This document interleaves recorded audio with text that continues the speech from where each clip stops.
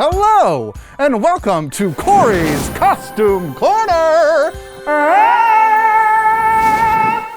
I'm here all month to talk about reveal. Who are you behind the mask? This is me behind the mask. I am bearded. Bearded. Now, there's lots of reasons that people wear masks. Some people wear masks for safety. See, I kept my germs to myself. If this fit, I'd be very safe. Ow, safety. Some people wear masks because it's fun. I mean, look at all this stuff. Hot dog. Chase is on the case. Yeah, Captain Rescue, to the rescue. Oh no. And sometimes we wear masks because we want to hide who we really are inside. My name is Oscar Lorenzo Quesaron, but you may call me Senor Chase. Just kidding, that's not who I really am. Or is it? No, it's not. Maybe it is. No, it's not. Maybe it. Wait. Do you want some of my chases? No. Chase. Chase? No. Chase. But when we're truthful with what we say and what we do, that's called integrity. It says in God's word, whoever walks in integrity walks securely. But whoever takes crooked paths will be found out. That's Proverbs 10:9. In today's Bible story, we'll learn about a guy named Daniel who had a ton of integrity. When people describe him, they'd say he was truthful with his whole life in what he said and what he did and what he ate. Chess! Have some chess! So good to start here my chess. Chess is on the chess. Chess.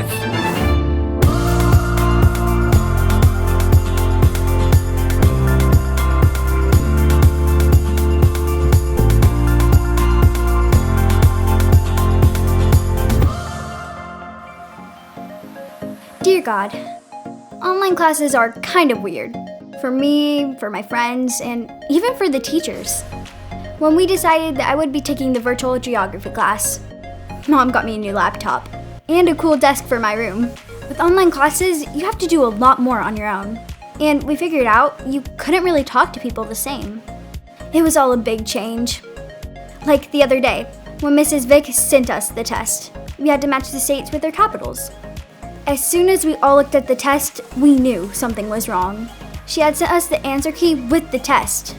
We were supposed to finish it in 5 minutes. There was a timer and Mrs. Vick could see all of our faces. I could see Sonia's face. She knew.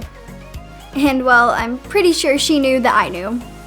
And then we could both see Mac. He was looking in a way we all understood. But without talking, we all could see what we had to do. It was the right thing. Me and Mac and Sonia all chimed in and told Mrs. Vick it didn't look right, and that she had sent us the answers. And then, she thanked us for showing honesty, and said that it was vital for any online class, or any other class for that matter. We all started laughing a little.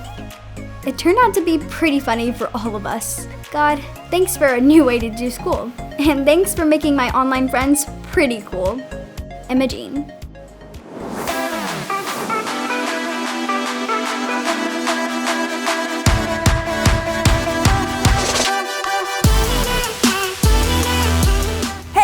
It's Kathy, and I'm standing outside of a farmer's market for this weekend's experience. Why a farmer's market? Because we're learning about vegetables. Well, kind of. It's actually a lesson on Daniel, but it has to do with vegetables. Hey everyone, I got a great story that shows some big time integrity, and it's in the Bible, in the book of Daniel. I'm talking about Daniel himself. Actually, you might have heard about the time Daniel was thrown into a lion's den. That's the same Daniel we're talking about. But this part of Daniel's story happened many years earlier when Daniel was a young man. Some people even think he was just a teenager or a young boy. Now, during that time, God's people weren't following God and worshiping him. So, unfortunately, the land where they lived, Judah, was conquered by the king of Babylon, King Nebuchadnezzar. It all began when the king gave Ashpenaz an order to find young men who were smart and healthy to serve in his palace. Ashpenaz chose Daniel and others from Judah to come to Babylon. Will we ever see our home again? Where will we live? What will he do to us? I sure hope the food is decent. God will be with us, whatever happens. The king wanted these young men from Judah to receive special training. Think about that for a second.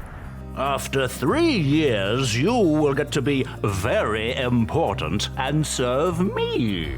Ashpenaz began to teach them the Babylonian language and writings. You see, King Nebuchadnezzar was trying to get them to become like, well, the Babylonians, since they now lived in Babylonian Empire. He even gave them new names to try to get them to become more like Babylonians. Tut tut. Those wishy-washy Hebrew names just won't do. You need new ones. New what? Names. Let's see. Daniel, we'll call you Belteshazzar. And you three will be Shadrach, Meshach, and Abednego. Are those names, or is he just sneezing? The king and Ashpenaz wanted Daniel and his friends to be more like Babylonians, so they tried to change how they spoke, how they looked, and even what they ate. The king had his servants give the men food from his own table. Now, normally, this would have been a great honor. However, this food was different from the food the Jewish people ate in order to honor God. You see, there were foods that God's people were commanded not to eat, and the king's table was full of these foods. Daniel didn't want to dishonor God by eating the king's food. Guys, if this food is from the king's table, that means it's been offered to false gods first. Uh-oh, not good. Our new names and training are one thing, but if we eat this food, it's like we're saying we're okay with false gods. But we gotta eat something, man. We can ask for different food, simple stuff that hasn't been offered to the false gods. That chocolate cake! Abednego! Okay. So he went and asked Ashpenaz for permission not to eat it, but Ashpenaz refused.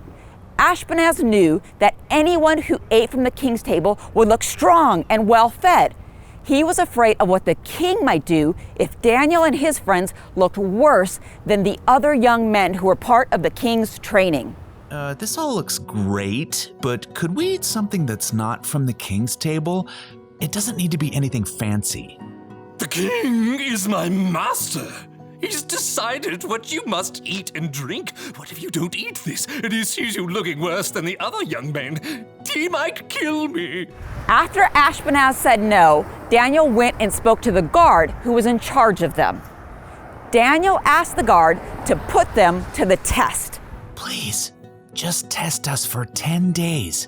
Give us nothing but vegetables to eat and water to drink. See how we look then.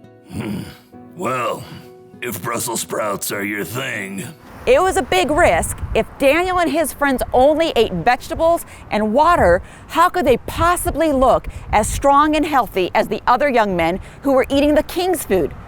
The guard agreed to let them try. I could get into the habit of cabbage. I like broccoli, probably. Pass the peas, if you please. I just want a hamburger. After 10 days, Daniel and his friends looked healthy and well-fed. In fact, they looked even better than any of the other young men who ate the king's food. What? You've been eating rabbit food, but you look even better fed than the others. So the guard didn't try to make them eat the king's special food anymore. He allowed them to keep eating just vegetables and water so they could honor God. Okay, fine. You can keep eating veggies and water. Rats? Thank you. And that's not all. God continued to give Daniel and his friends knowledge and understanding of all kinds. Daniel could even understand other people's dreams. When Daniel and his friends finished their 3 years of training, they were brought before the king. Let's see what you know. How many inches in a meter? 39.3701. What do you call a group of porcupines? A prickle. If it takes 8 men 10 hours to build a wall, how long would it take 4 men? No time at all, because the wall's already built. How are you all so smart? The one true God gives us wisdom. Well, we'll see about that. Anyhow, you're 10 times smarter than my other advisors. You get to be very important and serve me. The king was amazed by Daniel and his friends. He gave them great authority in his kingdom. The king talked with them. He asked them for advice about difficult things that require them to have great wisdom and understanding. While the other young men who were training to serve the king used all sorts of ways to try to impress the king, King Nebuchadnezzar couldn't find anyone equal to Daniel and his friends. The answers that Daniel and his friends gave were 10 times better than any of those other people. God had protected them and had helped them succeed. Daniel and his friends served King Nebuchadnezzar in Babylon for many years. They eventually became the king's most trusted advisors. But even though they served the king of Babylon, they never stopped standing strong for the one true God in everything they said and everything that they did. They showed what it looks like to live with integrity. Even though they were in a whole new place and people tried to get them to change who they were, they didn't stop following God. They chose to trust God no matter what. Now, just like Daniel and his friends, you can choose to live with integrity. You can choose to be truthful in whatever you say and do. Remember, be truthful with your whole life. Daniel and his friends were in a tough situation. They were taken to a faraway land with people who tried to teach them all kinds of new and different things. And those things didn't always fit with what they knew was true about God. But Daniel and the others knew something important. They knew what it meant to live with integrity. They could have been tempted to change in order to fit in, but instead, they chose to stay true to what they knew God wanted them to do. Our memory verse this month is Proverbs 10:9. It's a great reminder about living with integrity. Whoever walks in integrity walks securely, but whoever takes crooked paths will be found out. Every day, we can choose to live truthfully. That might mean not playing certain video games or watching certain movies or even TV shows, even though they look really cool and are super popular. It might mean standing up for what's right instead of trying to fit in. We can look at Daniel and his friends as a great example of what it means to follow God. We can always look at the way Jesus lived. Jesus always showed integrity. He never backed down from saying and doing what he knew was right, even though it meant he had to die on the cross for us. Jesus died on that cross so that we could be with him in heaven and be saved from our sins. If you have questions about what that means, contact us here at Prestonwood Kids. We would love to hear from you guys. Hey guys, well that's it for this weekend. You know what? Big shout out and big thanks to Farmers Market here in Grapevine. I'm gonna go get me some vegetables and be like Daniel. Bye.